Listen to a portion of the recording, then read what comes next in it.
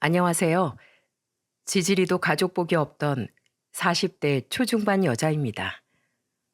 저는 항상 평범한 삶을 동경해 왔어요. 왜 그런 것들 있잖아요. 평범한 부모님 아래서 가끔 투덕거리기도 하는 형제자매 한 명과 함께 자라 평범한 남자를 만나 결혼하고 행복하게 살다가 늙어가는 그런 인생이요. 하지만 남들에게 당연히 존재하는 그 어떤 존재도 제 곁엔 오랜 시간 머물러 준 적이 없네요. 그냥 저 같은 사람도 있다는 이야기를 해보고 싶어서 부족한 글솜씨지만 이렇게 사연을 보내봅니다. 저는 충청도의 한 지방에서 태어났습니다. 어린 시절 제 첫 기억은 집 식탁 위에 올려진 물병을 떨어뜨렸던 거예요. 왜 그랬는지는 잘 모르겠지만은요. 아마 제가 5살 때였나 그랬던 것 같습니다. 물통이 바닥에 떨어지며 낸 굉음에 놀란 엄마가 제게 달려오셨죠. 아이고, 찬미야, 어디 안 다쳤어? 엄마가 달려오자 저는 아주 서럽게 울음을 터뜨렸습니다. 엄마는 그런 저를 꼭 안고 달래주셨고요. 놀라고 무서워서는 아니었어요. 어린 마음에도 제가 뭔가 혼날 짓을 했다고 생각해 울면 엄마에게 혼나지 않겠지라는 장꾀를 부렸던 것 같습니다. 참 영악했죠? 그런데 전 그 정도로 엄마가 참 좋았어요. 내가 좋아하는 엄마에게 혼나는 건 곧 미움받는 거다 라고 왠지는 모르겠지만 그렇게 생각했었거든요. 제가 엄마에게 집착했던 건 아마 아빠가 계시지 않았던 탓이 아닌가 싶습니다. 엄마에게 듣기로 아빠는 제가 3살 때 돌아가셨다고 해요. 그렇게 애정을 줄 상대가 둘이 아닌 하나가 되었으니 제겐 엄마가 이 세상 전부였었죠. 하지만 그런 엄마도 결국 제가 8살이 되었을 때 세상을 떠나고 말았습니다. 갑작스러운 죽음이었던 걸 생각하면 아마 무슨 사고를 당하셨던 거겠죠. 아휴, 내 팔자야. 이 어미가 다 늙어서 이렇게 어린 소녀를 돌봐야겠어? 난 못한다. 그럼 어떡해. 나도 애가 둘이야. 김서방 버리도 애전만 못한데 거기다 대고 언니 애까지 키우자고 어떻게 말해. 아 진짜. 그러니까 형부 죽었을 때 애도 그냥 그 집에 주고 오라니까 싫다고 고집부리더니 갑자기 먼저 죽어가지고 이게 무슨 민폐야. 형부 집 식구들도 연락되는 사람 없다며. 어렸을 때라 저에게 사정을 잘 설명해 주는 사람은 없었습니다. 다만 그날은 일을 나간 엄마가 집에 들어오지 않았고 엄마 대신 처음 보는 외할머니와 이모라는 사람이 대신 집으로 찾아왔었죠. 그들은 아직 어린 제가 아무것도 알아듣지 못할 거라 여기는 것 같았어요. 그랬으니 엄마를 잃은 어린애 앞에서 저런 말들을 했겠죠. 그렇게 전 영문도 모른 채 외할머니의 손을 잡고 보육원에 맡겨지게 되었습니다. 외할머니, 여긴 어디예요? 이제 앞으로 찬미 네가 지낼 곳이다. 찬미야, 네 엄마는 이제 이 세상에 없어. 그런데 난 도무지 널 부양할 여유가 없구나. 자, 이거 받고 들어가거라. 이 헬미 너무 원망하지 말어. 타고난 네 팔자가 이리 박복한 걸 어쩌겠니? 모쪼록 힘내서 잘 살거라. 외할머니는 제 손에 단돈 5만 원을 쥐어주고는 뒤도 돌아보지 않고 떠나셨습니다. 그게 피로 이어진 제 가족과의 마지막이었어요.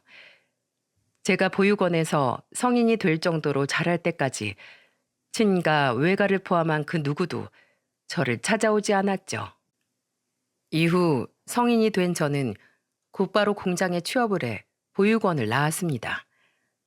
그리고는 창문 하나 없는 고시원에서 살게 되었어요. 저는 오로지 돈을 모아 고시원을 탈출하기 위해 이를 악물고 열심히 일만 했죠. 가끔 출근길에 한껏 꾸미고 다니는 제 또래들을 보면 부러움이 물밀듯이 밀려왔지만 어쩌겠습니까? 저를 버린 외할머니의 말처럼 제 타고난 팔자가 박복한 것을요. 저는 그렇게 하루하루 악착같이 살았습니다. 공장 일을 쉬는 날엔 나가서 편의점 아르바이트를 했고, 운이 좋으면 한 번씩 의약회사에서 주최하는 실험에도 참가해 고액의 돈을 받을 수 있었어요. 비록 몸은 축났지만 통장에 꽂히는 돈을 보면 다시 힘이 나고는 했죠. 그렇게 전 고시원에서 원룸으로, 원룸에서 방 2칸짜리 전셋집으로 이사를 갈 수 있었습니다. 전셋집에 이사를 왔던 날, 전 처음으로 치킨 배달을 시켰어요. 밖에 나가 맥주도 한 캔 사오고요. 자축하는 의미에서 말이죠. 회사 회식 때나 한 번씩 먹어봤지 평소엔 돈이 아까워서 사 먹지도 못했거든요. 정 먹고 싶으면 편의점에서 파는 전부 닭다리 같은 걸 하나씩 사다 먹고는 했으니까요. 아직 짐 정리도 다 되지 않은 어수선한 거실 바닥에 앉아 저는 치킨 닭다리를 하나 들어 베어 물었습니다. 얼마나 따뜻하고 맛있던지요. 저는 그 한 입을 삼키지도 못하고 입안에 머금은 채 엉엉 눈물을 터뜨리고 말았습니다. 머릿속으로는 식기 전에 먹어야 하는데 하면서도 눈물이 멈추질 않더라고요. 이 맛있는 치킨을 함께 먹으며 축하해줄 가족이 단 한 사람이라도 있으면 좋을 텐데 하는 생각이 머릿속에서 떠나질 않았죠. 엄마. 어차피 듣는 사람도 없으니 저는 어린애처럼 엄마를 부르며 목 놓아 울었습니다. 작은 제 몸을 꼭 안아주던 엄마에 대한 그리움이 참을 수 없이 밀려왔어요. 그렇게 저는 치킨이 차갑게 식을 때까지 닭다리 한 입만을 베어 문 채 아주 오래도록 소리내어 울었습니다. 이후 저는 공장 일을 그만두고 작은 회사의 격리로 취직을 했어요. 제 나이 35세요. 어차피 그동안 쓰지 않고 모으기만 한 돈이 꽤 많았거든요. 문제는 제 허리였습니다. 원체 어릴 적부터 약했던 허리가 오랜 시간 해온 힘든 육체 노동을 견디지 못했던 겁니다. 그리고 이직 전 허리 치료를 위해 잠시 입원했던 병원에서 남편을 만나게 되었어요. 남편은 당시 제가 입원했던 정형외과의 행정실장으로 근무하고 있었습니다. 그리고 먼저 용기를 내준 남편 덕에 우리는 만남을 시작할 수 있었어요. 이후 1년여의 연애 끝에 남편은 제게 청혼을 하더군요. 가족을 가지고 싶었던 전 남편의 청혼이 너무나 기뻐 눈물을 흘렸죠. 그렇게 남편의 어머니, 그러니까 제 시어머니를 처음 뵈러 가던 날 아침, 저는 너무 떨려 청심환을 2개나 먹었습니다. 그리고 손에 한가 세트를 꼭 그려진 채 남편을 따라 집으로 들어갔죠. 그곳엔 시어머니와 남편의 여동생인 시누이가 저를 기다리고 있었어요. 그리고 겁에 질려 인사조차 모기만 한 소리로 겨우 한 저를 시어머니는 아주 따뜻하게 맞아주셨습니다. 아휴, 이렇게 참한 아가씨를 데려왔어. 어서 와. 무겁게 뭘 이런 것까지 들고 왔대. 오느라 고생 많았어. 시어머니는 이렇게 말씀하시며 저를 꼭 안아주셨죠. 그런 시어머니의 품에선 아주 익숙한 냄새가 났습니다. 죽은 저희 엄마의 냄새 말이에요. 남편의 말처럼 시어머니는 무척이나 좋은 분이셨습니다. 남편과 10살가량 차이가 나던 늦둥이 시누이도 마찬가지였고요.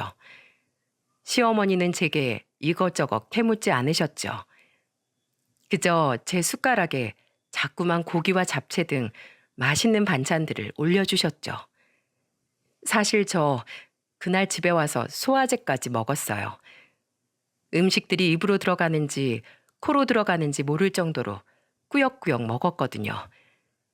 기억도 잘 나지 않는 어린 시절 이후 그런 적이 처음이었으니까요.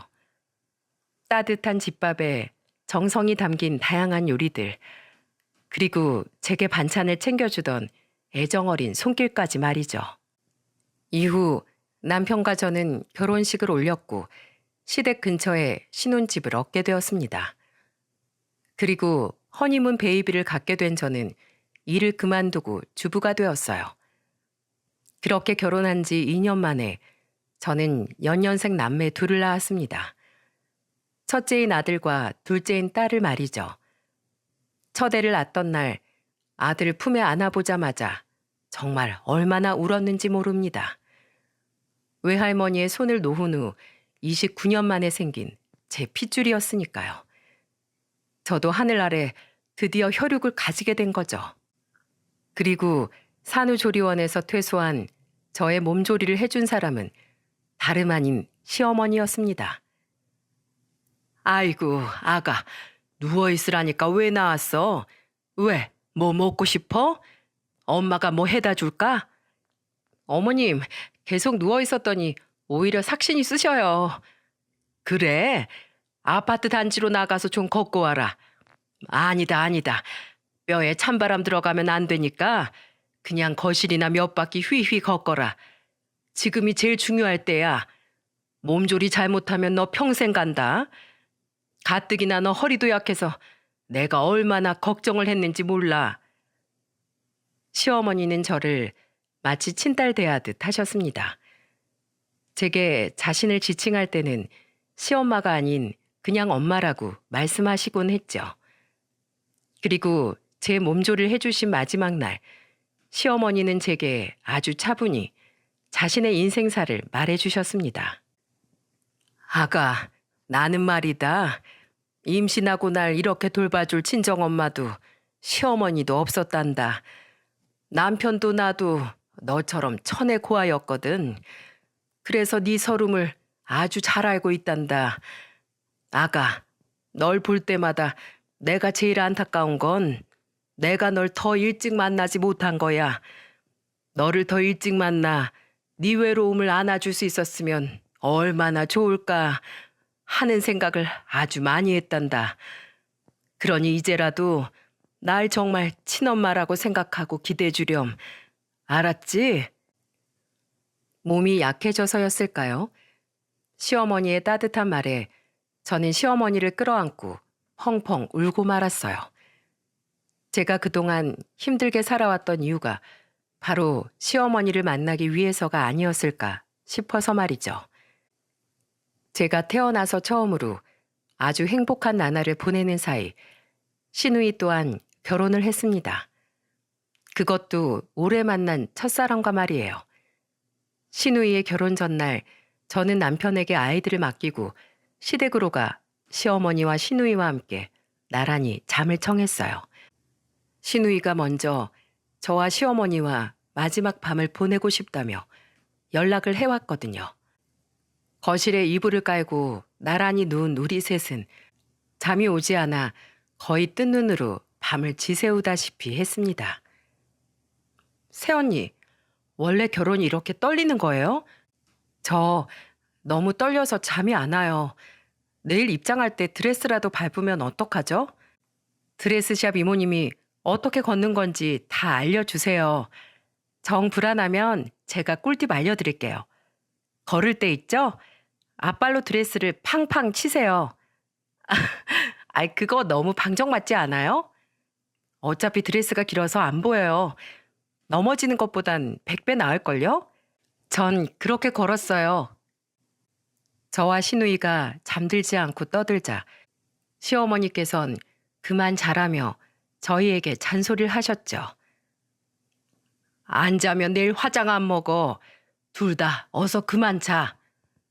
하지만 어머님도 지금 못 주무시는데요, 뭘. 나야 너희들이 워낙 떠들어대니까 그렇지. 홍기 다 찬 딸자식 시집 보내는데 나야 뭐 후련하지. 잠이 안 올 게 뭐 있니? 새언니, 말은 저래도 엄마 맨날 뭐라는 줄 알아요? 과일 좀 예쁘게 깎아봐라. 그러면 시부모님한테 욕먹는다. 시댁에서 그렇게 괄괄거리면서 웃으면 안 된다. 혹시 어른들이 싫어하실지도 모르잖니. 어휴, 하루 종일 걱정. 웃음이 났습니다. 말로는 아무 걱정 없다고 하시지만 시어머니도 내심 남의 집에 딸을 시집 보내려니 걱정이 많으셨겠죠.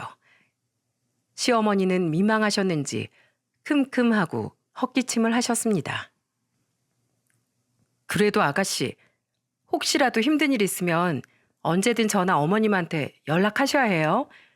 아가씨 뒤엔 아주 든든한 친정이 있다는 거 잊지 마시라고요. 예, 어머마. 네 뒤에도 항상 내가 든든히 버티고 있다는 거 잊지 마라. 나는 복철이 엄마이기도 하지만 네 엄마이기도 하니까 말이야. 행복한 밤이었습니다. 그렇게 도란도란 떠들다가 해가 거의 뜰 때가 되어서야 우리는 모두 잠에 들었고 다음 날 퀭한 눈으로 신우이의 결혼식을 치렀죠.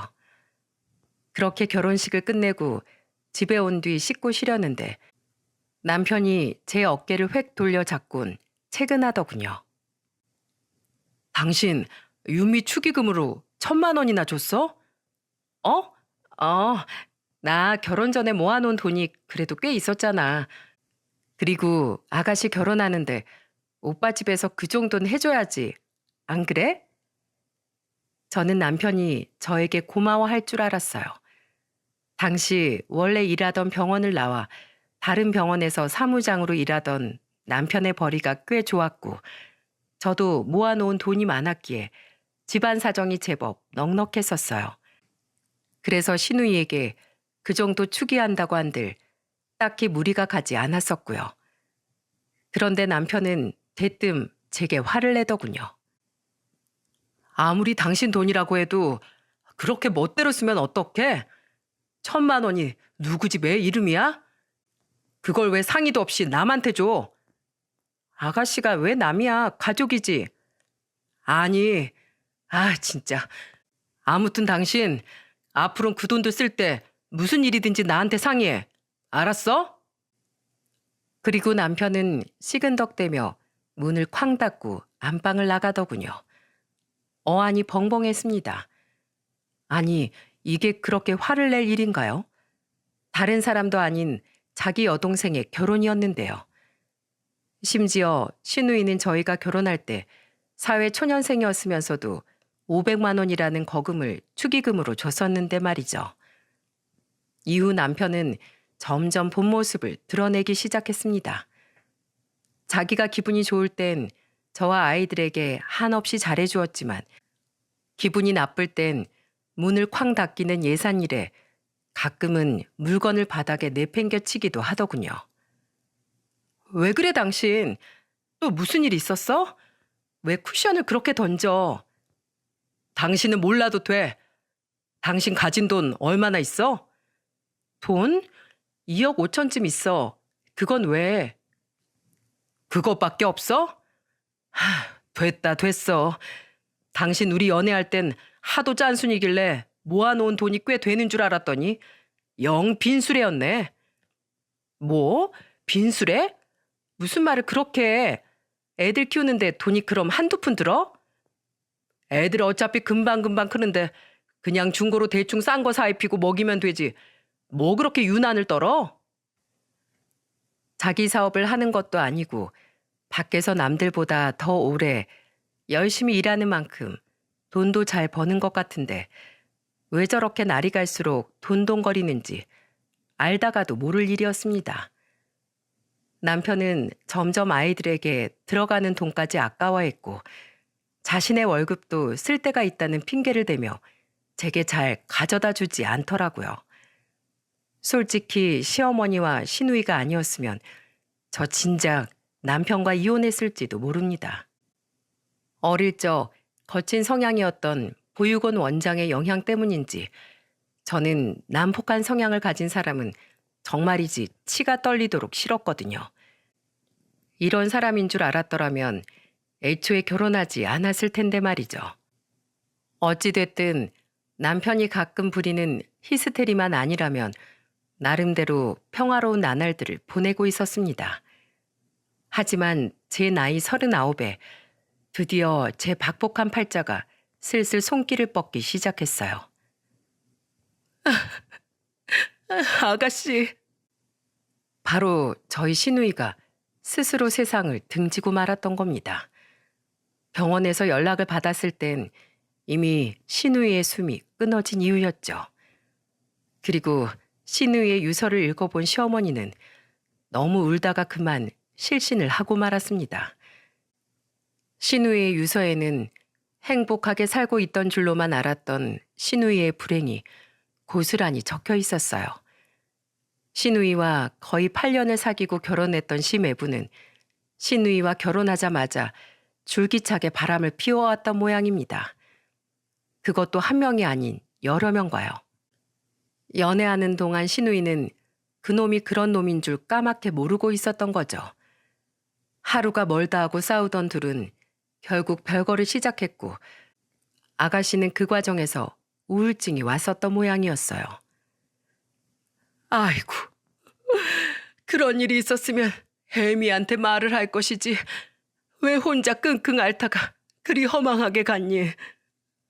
윤미야, 너 없이 내가 어떻게 사니? 시어머니는 정말 저러다 숨이 넘어가겠다 싶을 정도로 우셨습니다. 울다 지쳐 쓰러지고 깨면 다시 울다가 또 쓰러지고 이러다 정말 줄초상이 나겠다 싶을 정도였죠. 시누이의 발인이 끝난 이후 저는 시어머니의 곁을 줄기차게 지켰습니다. 아이들을 어린이집 종일반에 맡긴 채 아침부터 저녁까지 시댁으로 가 시어머니를 돌봤죠. 다행히 시간이 지나자 시어머니는 조금씩 음식도 드시고 몸을 일으켜 산책도 하기 시작하셨어요. 눈빛은 여전히 공허해 보였지만 그래도 산 사람은 살아야 한다는 마음으로 힘을 내시는 것 같았어요. 그런데 언제부턴가 아침에 시댁에 가면 시어머니의 얼굴과 몸의 멍자국이 보이는 겁니다. 어머님, 이게 웬 멍이에요? 별거 아니다. 어제 욕실에서 넘어졌어. 어머님, 오늘은 팔에 멍이 드셨는데요? 어제 문틈에 부딪혔어. 나이가 드니 조금만 세게 부딪혀도 금세 멍이 올라오나 보다. 제가 물을 때마다 시어머니는 대수롭지 않다는 듯 대답하셨어요. 그런 일이 잦아지자 저는 걱정스러운 마음에 시어머니에게 병원에 가자고 말했죠. 싫다. 다 늙어서 무슨 병원이야. 이깟 멍 좀 몇 개 생긴 거 가지고.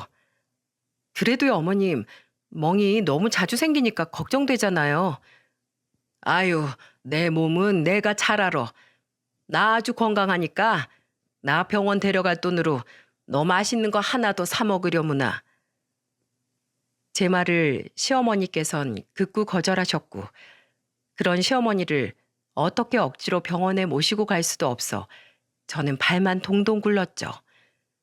하지만 시누이의 죽음이 몰고 온 슬픔이 시어머니의 생명을 갉아먹고 있었던 걸까요? 시어머니의 말씀과는 다르게 시어머니의 건강은 날로 악화가 되고 있었습니다. 어머님! 여느 때와 같이 시댁에 들어갔는데 아무리 불러도 시어머니의 모습이 보이지 않는 거예요. 집안을 돌아다니며 시어머니를 찾던 저는 화장실에 쓰러져 있는 시어머니를 발견하게 되었죠. 저는 황급히 구급차를 불렀고 병원에서 검사를 받은 시어머니는 시한부 판정을 받으셨습니다. 암이나 큰 병은 아니었지만 노화로 인한 지병들이 시어머니의 몸 전체를 좀먹고 있었던 모양이더라고요. 그날 쓰러졌던 날을 계기로 시어머니의 건강은 날로 악화되어 갔고 시어머니는 결국 병원에 입원을 하게 되었죠. 시어머니를 입원시키고 집에 온 날 침대를 부여잡고 얼마나 펑펑 울었는지 모릅니다. 제 박복한 팔자가 시누이를 죽게 하고 시어머니마저 그렇게 만든 것 같아 스스로를 얼마나 원망했는지 몰라요. 제 자신이 정말 너무 끔찍한 존재로 느껴지더군요. 그 뒤 저는 하루도 빠짐없이 병원으로 갔습니다. 시어머니는 날로 생기를 잃어가셨어요. 혹시라도 기적이 일어날까 싶어 간절히 바라고 기도했건만 시어머니의 상태는 날이 갈수록 나빠졌죠. 그런 저와는 다르게 자식인 남편은 병원에 코빼기 한 번 보이는 일이 없었습니다. 아무리 일이 바쁘다지만 어쩜 자기 엄마가 생사를 오가고 있는데 저럴 수가 있나요? 하지만 당시 전 남편과 싸울 기운조차 없었어요. 아침부터 저녁까지 병원에 있다가 아이들을 어린이집에서 데리고 집에 가면 그때부터는 육아 전쟁이었던 탓에 체력이 바닥까지 고갈되어 있었거든요.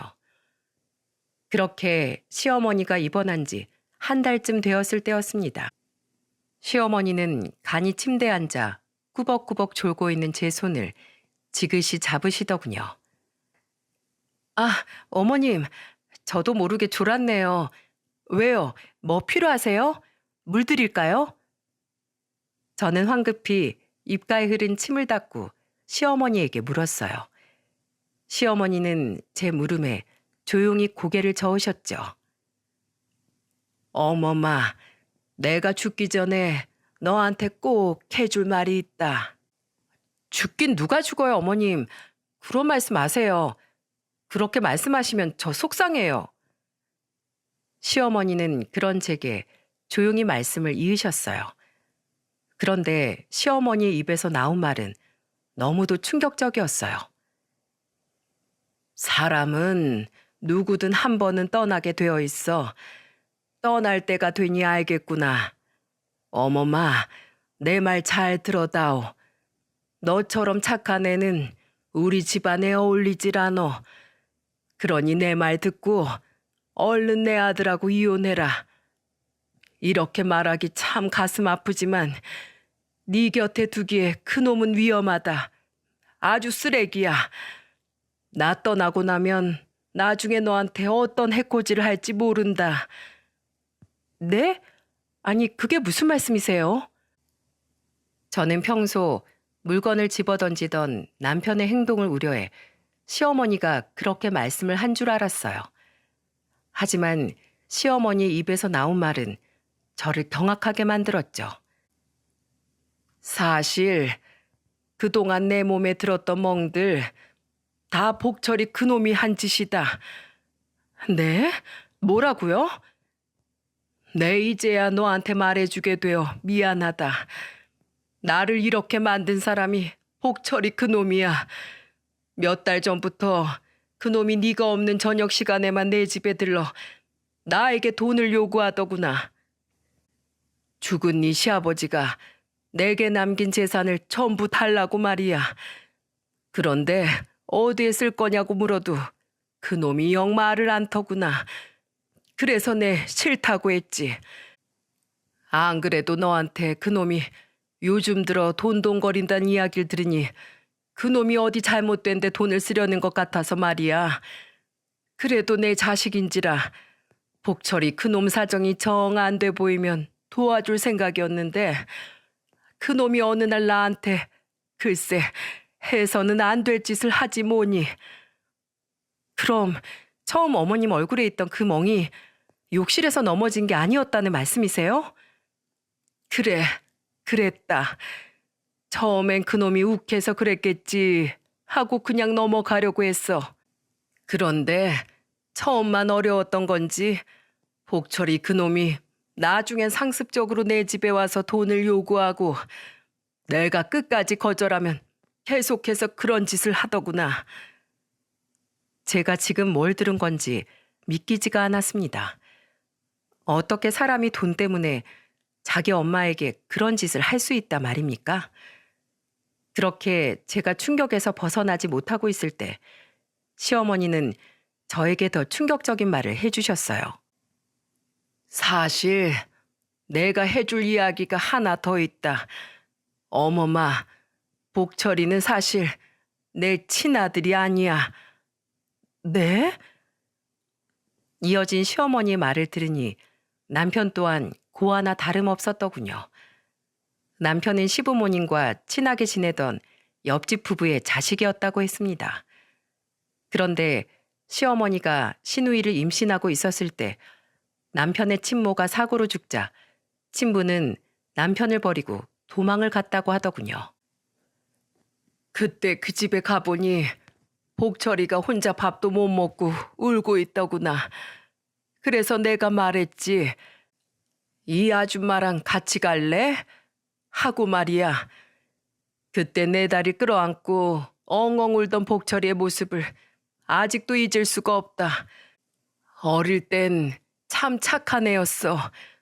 그런데 어쩌다 이렇게 됐나 몰라. 시어머니는 이런 중요한 사실을 그동안 숨겨 참 미안했다고 사과를 하며 우셨습니다. 처음엔 너한테 말해주려고 했다. 하지만 복철이 그놈이 극구 말리더구나. 자기가 고아였다는 걸 너한테 밝히고 싶지 않다고 말이야. 그래서 숨겼다. 그렇게 이 비밀은 내 무덤까지 가져가려고 했는데 이놈 하는 꼴을 보아하니 너한테도 언젠간 영 몹쓸 짓을 하지 싶더구나. 그러니 어머마, 내가 죽거든 얼른 도망가라. 이 엄마가 미안하다. 미안해. 너무 많은 이야기를 들은 터라 뒤통수를 한 대 맞은 듯 머리가 멍하더라고요. 하지만 제가 생각을 정리할 틈도 없이 말씀을 마친 시어머니의 호흡이 갑자기 가빠졌습니다. 저는 다급하게 비상벨을 눌렀고 의사와 간호사들이 달려와 시어머니에게 달라붙었죠. 그게 마지막이었습니다. 시어머니는 제게 진실을 이야기해 준 것이 자신의 마지막 할 일이라고 생각했는지 말을 마치자마자 눈을 감고 그날 밤을 넘기지 못하셨어요. 저는 황급히 남편에게 전화를 했지만 남편은 시어머니가 숨을 거두고 난 후에야 술 냄새를 풀풀 풍기며 병원에 도착했더군요. 당신 어떻게 이럴 수가 있어? 어머님이 위독하시다는데 이렇게 늦게 그것도 술을 먹고 와? 아, 소리 지르지 마. 골 울려. 중요한 미팅이 있었어, 미팅이. 어머님 돌아가셨다고. 이 나쁜 자식아. 네가 인간이야? 하지만 술에 취한 남편은 병원 의자에 쓰러져 그대로 잠이 들었어요. 어쩜 이렇게 짐승 같은 인간이 있을 수 있단 말입니까? 저는 시어머니가 돌아가시기 전 제게 해주신 말씀이 생각나 잠든 남편을 경멸스럽게 쳐다보았죠. 이후 잠든 남편을 대신해 저는 상조 도우미의 말에 따라 장례 절차를 밟았습니다. 다음 날 정신을 차린 남편은 그제야 시어머니의 영정사진을 보며 통곡을 했어요. 하지만 저는 더 이상 그런 남편의 모습이 고지곳대로 보이지 않았습니다. 시어머니의 건강을 악화되게끔 한 장본인이 시어머니가 입원해 계신 동안 털끝 하나 비추지 않았던 후레자식이 이제 와서 사람들의 이목 때문에 슬픈 척을 한다고 여겼죠. 아니나 다를까 시어머니의 영정사진 앞에서 눈물을 한 번 뽑아낸 남편은 이후 조문객들조차 제대로 맞이하지 않고 시어머니의 재산을 정리하기 시작하더군요. 그런 그놈의 모습을 30분 또 1시간을 보고 있자니 부하가 치밀어서 주체를 못하겠더라고요. 저는 아이들을 보호자 대기실에 두고 남편에게 다가가 뺨을 후려쳤습니다. 야, 이 개자식아! 갑자기 따귀를 맞은 남편은 어안이 벙벙한 표정으로 저를 바라보더군요. 저는 아랑곳하지 않고 남편에게 눈물을 흘리며 쏘아붙이기 시작했습니다. 당신이 인간이야? 나 어머님한테 다 들었어. 당신 친자식도 아니라며 남인 당신을 금이야 오기야 키워준 어머님한테 당신이 어쩜 이럴 수가 있어? 어? 제 엄마를 때려? 그깟 돈 때문에? 네가 인간이야? 인간이냐고 이 자식아. 아이씨, 당신 지금 나 때린 거야? 때렸다 그래.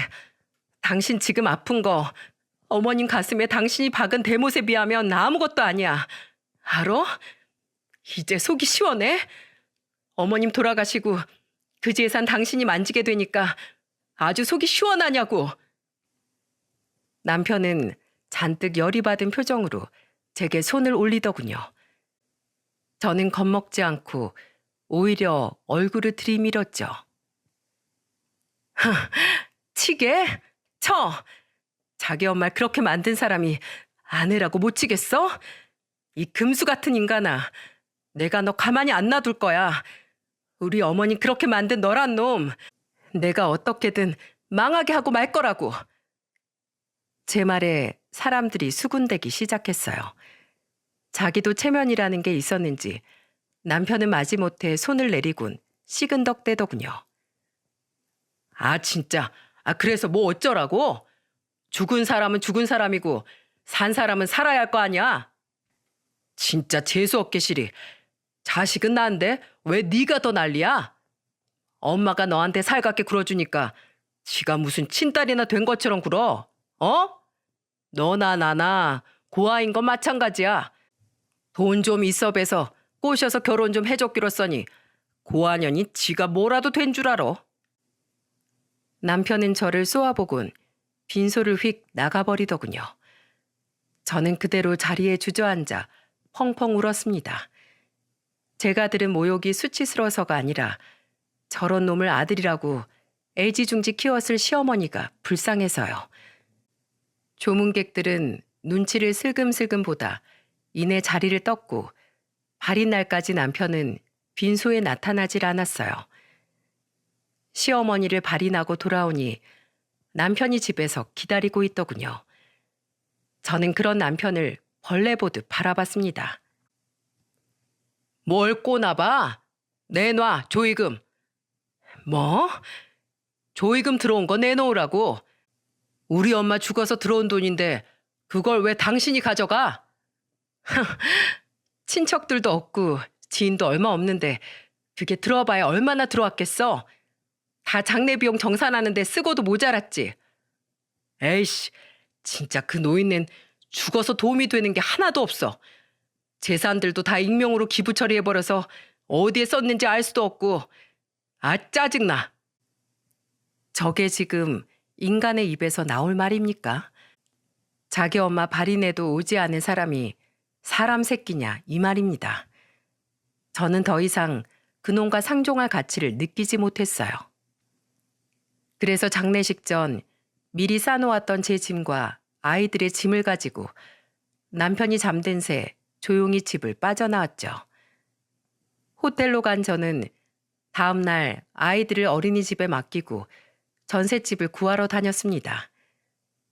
다행히 얼마 떨어지지 않은 곳에 곧바로 입주 가능한 곳이 있더라고요.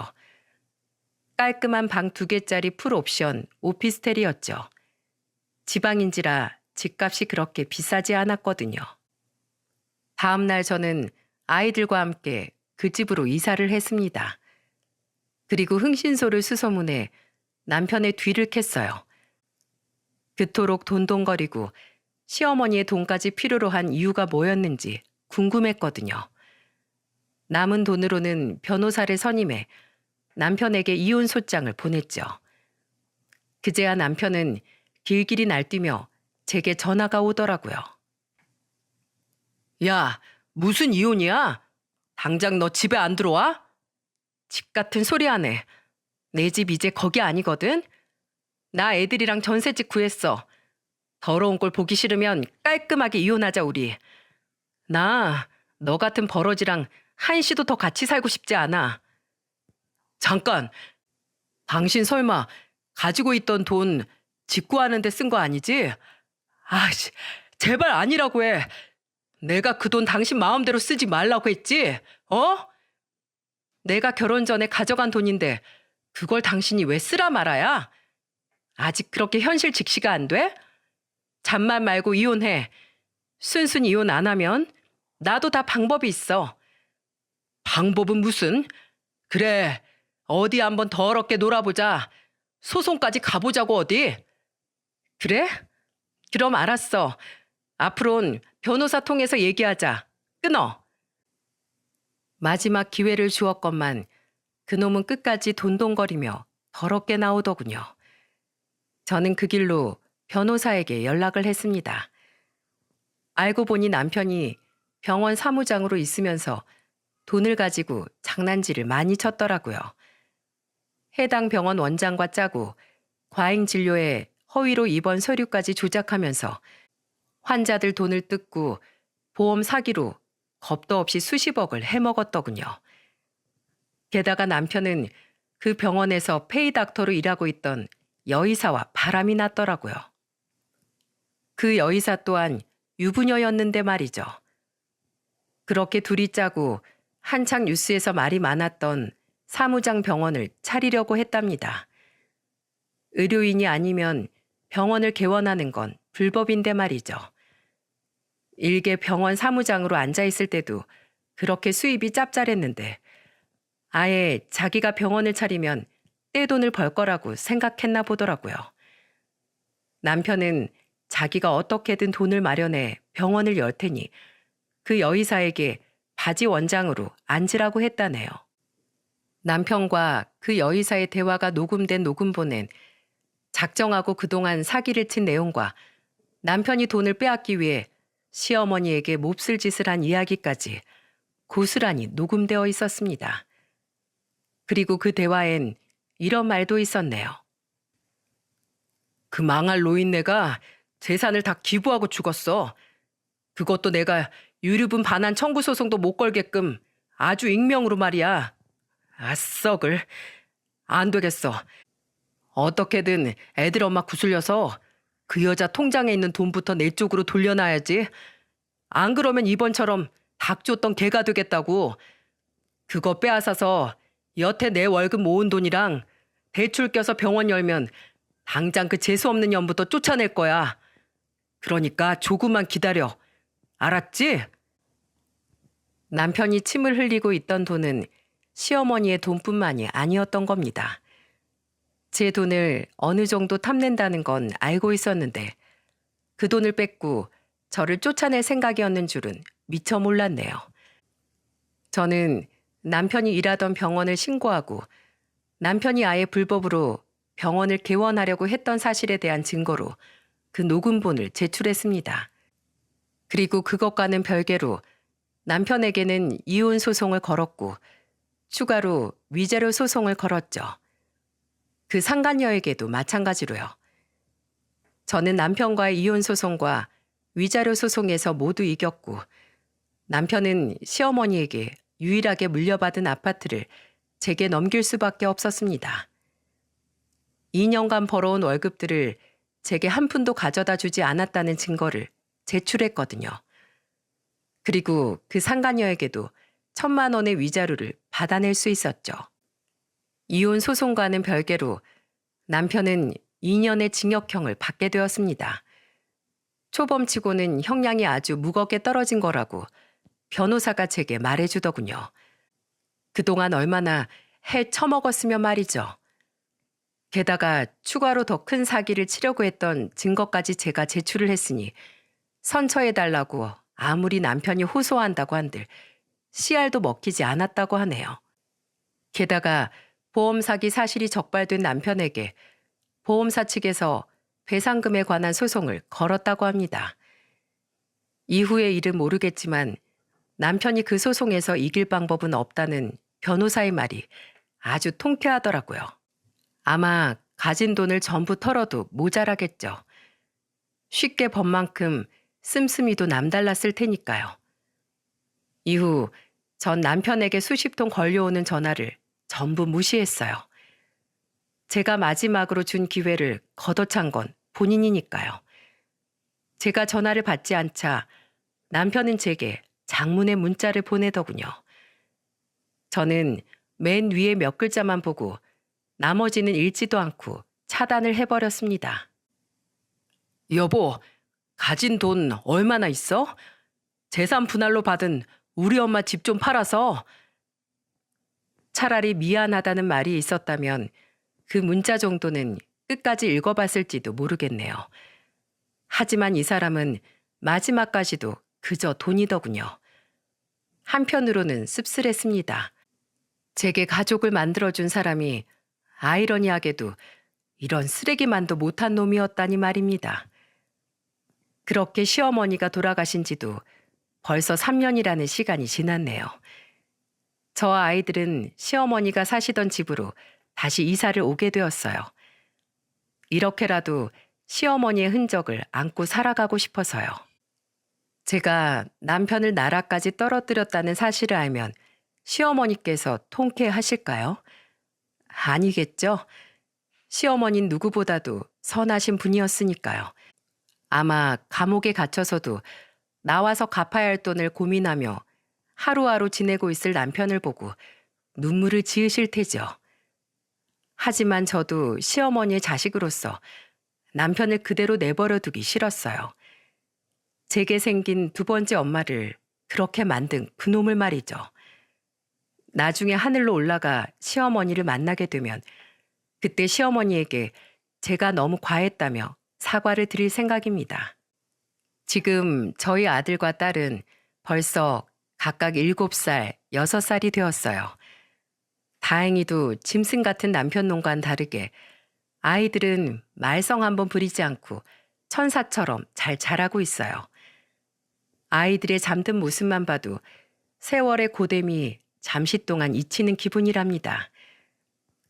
가끔은 제가 아이들에게 아빠를 뺏어버린 건 아닐까 싶어 울적해지기도 합니다. 하지만 남편과 이혼을 하고 깨달은 것이 있어요. 있는 이만 못한 부모도 분명 있다는 걸 말이죠. 대신 제가 아이들에게 아빠의 몫만큼 2배, 3배의 애정을 쏟아 부어주려고 해요. 그리고 저희 친엄마처럼 불의의 사고나 병으로 아이들 곁을 일찍 떠나지 않게 저는 매년 건강검진을 거르지 않고 지금은 운전조차 잘 하지 않는답니다. 혹자는 제게 불안증이라고 할 수도 있겠지만 어쩌겠어요? 제가 아이들에게 할 수 있는 최선 중 하나가 이런 방법인 것을요. 3년 전 저희 시어머니께서 제게 그런 말씀을 해주시지 않았다면 전 지금 어떻게 살고 있었을까요? 아마 그놈의 새치혀에 속아 가지고 있던 돈을 전부 날리고 맨몸으로 길거리에 나앉았을지도 모르죠. 영문을 몰랐으니 시어머니에 대한 복수조차 하지 못했겠고요. 어찌 보면 제가 이렇게 편안히 앉아 글을 쓰고 있을 수 있는 것도 전부 다 시어머니 덕분이겠네요. 내일은 우리 큰애 생일이랍니다.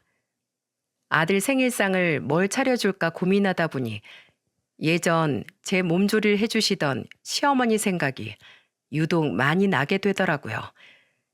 그래도 내일 아들 생일상을 위해 일찍 일어나야 하니 오지 않는 잠을 청해야겠죠. 마지막으로 저희 시어머니에게 짧은 편지를 쓰고 이만 사연을 마무리할까 합니다. 어머님, 잘 지내세요? 아가씨는 만나셨어요? 거기서도 맨날 아가씨한테 잔소리하고 계시는 건 아니죠? 전 아직도 가끔 아가씨 결혼식 전날 밤 꿈을 꿔요.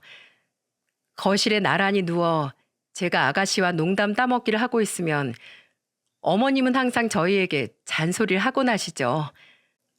어머님, 저는 아이들 때문에 조금 늦게 가겠지만 그래도 아주 나중에 우리 다시 그곳에서 만나게 된다면 매일매일 아가씨와 어머님과 함께 나란히 누워서 잠들고 싶어요. 그땐 저에게 주어진 시간이 아주 많을 테니 그동안 제가 어떻게 살아왔는지, 아이들을 어떻게 키웠는지 천천히 어머님과 아가씨에게 조잘거리다 잠이 들고 싶네요. 너무 그립고 보고 싶어요, 엄마. 사랑해요. 그럼 이 글이 하늘에 계신 저희 시어머니에게 닿기를 바라며 글을 마치겠습니다. 감사합니다.